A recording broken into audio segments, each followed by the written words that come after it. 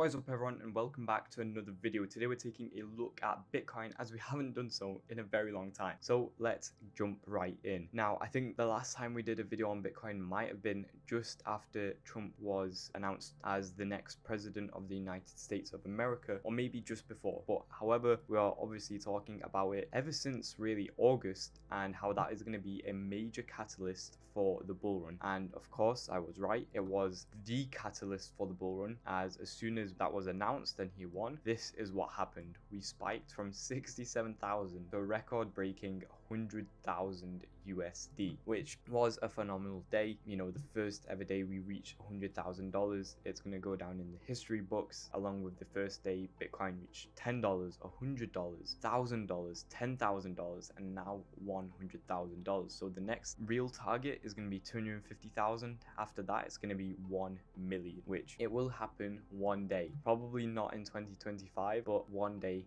that will be the case. So let's jump into what I think is going to happen this coming week. Now, obviously there has been some turbulence in the market. The first day we hit 100,000, we hit 104,000, and then dipped instantly back down to 90,000. This was an insane wick. However, the way I sort of saw this wick happening was that essentially somebody already had a lot of sell orders placed, you know, at these levels, 104,000, whatever, you know, $833, $200, and so on and so forth. A lot of sell orders from mostly a whale or maybe multiple whales, and then yeah, we obviously hit that quite quickly. Those sell orders were getting filled rapidly, and then once those sell orders were being filled, obviously exchanges have different prices, so a lot of quant traders, what they were doing is transferring money or USDT into specific exchanges and then buying up this dip with huge orders. And that's why these wicks are so large, is because there was sort of two sides to the war. You know, the sellers, which I believe entered the market way earlier, and you know, these sell orders were already placed just under 105,000. That's the way it's usually done. These even numbers don't get hit like 105, 110. They usually place it just under, and then those sell orders obviously were hit. We saw a huge spike down, and then all the rapid quant traders were essentially just, you know, spam entering here, limit enters, and so on and so forth, allowing us to wick back up and then consolidate quite evenly after that. So I think the major seller has already sold a large portion, and that's why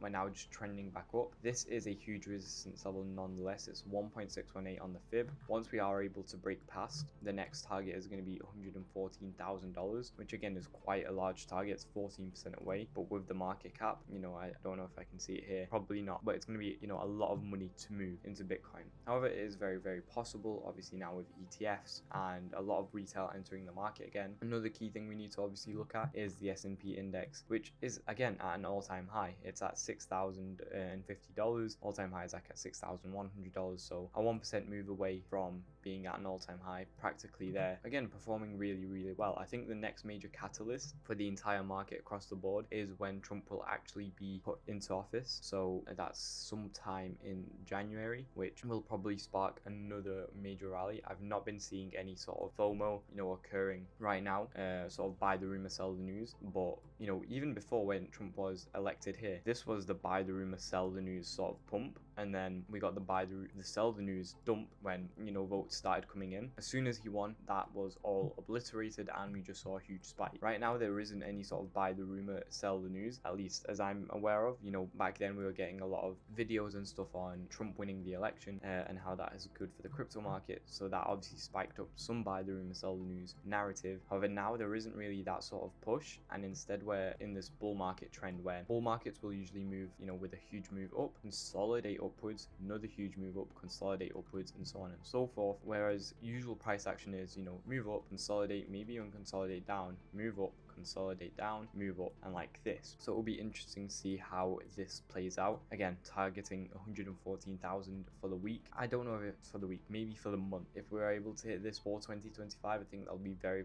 bullish. And you know, targets after that are really sort of moonshot targets. I don't know if we can get the 3.618 target on here. we can. So, you know, the next sort of target is 140s, 150s, which is going to be huge. Again, I wouldn't be expecting us to really hit these targets that soon. Obviously, the market moves in phases, bull market and bear market. And whilst everyone was expecting 100k Bitcoin during this rally, we didn't get it. Instead, we went into a bear market. So that's another thing to keep in mind of. And the entire market is controlled by catalysts. So if we go back here, this was, you know, just a regular bull market catalyst. After the dump, we got Tesla buying Bitcoin, which was a huge catalyst, you know, restarted the bull run. Then we got that Tesla sold Bitcoin that ultimately dumped the entire, you know, gains that we had, and then we went into the bear market. Now we got sort of this other 2024 bull run spike, and then slight little sell-off, consolidating just before the election. Trump wins, huge catalyst, now we pump. So right now there isn't any sort of signs of it slowing down. If we look back here, the way we see it slowing down is when we get sort of this Wyckoff distribution, you know, with multiple highs, multiple lows, and it's sort of a more consolidatory period, whereas right now we're just sort of trending up. We need to see sort of this distribution phase enter the market, and then even back then we got a Wyckoff accumulation here with highs and lows, and then obviously caused another rally, and then here again sort of another Wyckoff distribution. So again, that's what we're going to hopefully wait and see for this bull run. It's again going to be a matter of time before we actually see what happens. If you did enjoy the video, please make sure to like and subscribe. If you want to be getting trades sent to you every single day, which you can see on the screen here right now, just how many wins we're getting, then check out the Discord down below. I'll leave a link to it in the description. See you all tomorrow. Goodbye, guys.